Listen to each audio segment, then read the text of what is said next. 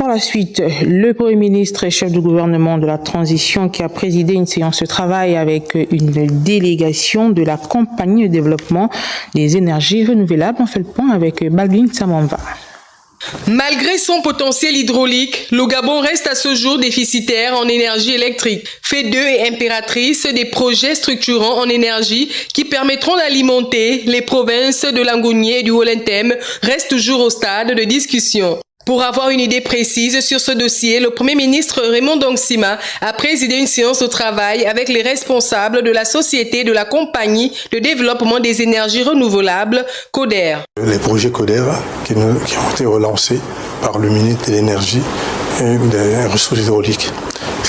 Aujourd'hui, il fallait que nous présentions au Premier ministre l'état d'avancement de nos projets. Le Premier ministre vient de nous dire que le pays doit commencer à transformer ses ressources minières pour permettre de créer de la plus-value et de créer des emplois.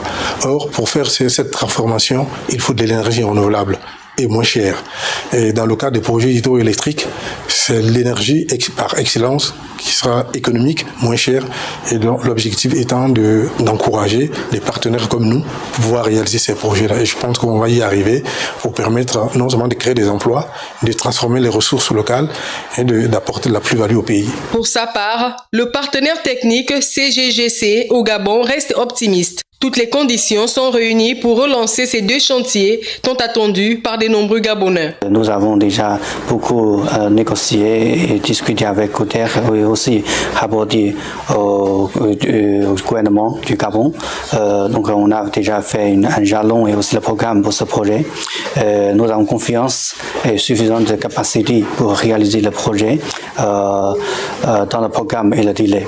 Inscrite dans la feuille de route du gouvernement de la transition, l'offre en énergie électrique reste un grand chantier prioritaire du gouvernement que dirige Raymond Dongsima.